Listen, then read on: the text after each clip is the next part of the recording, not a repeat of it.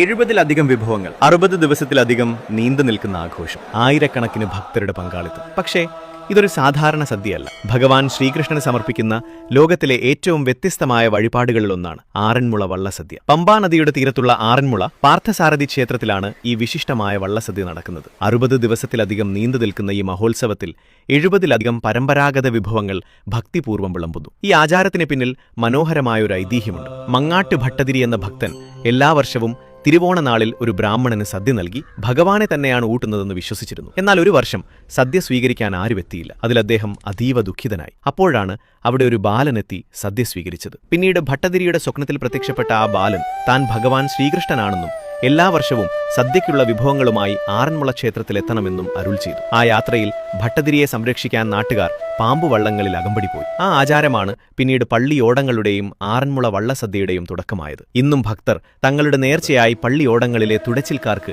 വള്ളസദ്യ നടത്തുന്നു. വഞ്ചിപ്പാട്ടുകളുടെ അകമ്പടിയോടെ പള്ളിയോടങ്ങൾ ക്ഷേത്രത്തിലെത്തും. സദ്യക്കിടെ വള്ളക്കാർ വഞ്ചിപ്പാട്ടിലൂടെ ഓരോ വിഭവങ്ങളും ആവശ്യപ്പെടും. ആ പാട്ടിൽ ആവശ്യപ്പെടുന്ന വിഭവങ്ങൾ അപ്പോൾ തന്നെ വിളമ്പണമെന്നാണ് ആചാരം. കാരണം ആ വള്ളക്കാരുടെ രൂപത്തിൽ ഭഗവാൻ തന്നെ സദ്യ സ്വീകരിക്കുന്നുവെന്നാണ് ഭക്തരുടെ വിശ്വാസം. അതുകൊണ്ട് തന്നെ ആറന്മുള വള്ളസദ്യ ഒരു ഭക്ഷണവിരുന്നു മാത്രമല്ല, ഭക്തിയും പാരമ്പര്യവും സംഗീതവും കൂട്ടായ്മയും ഒത്തുചേരുന്ന അതുല്യമായ ഒരു ദൈവീക അനുഭവമാണ്.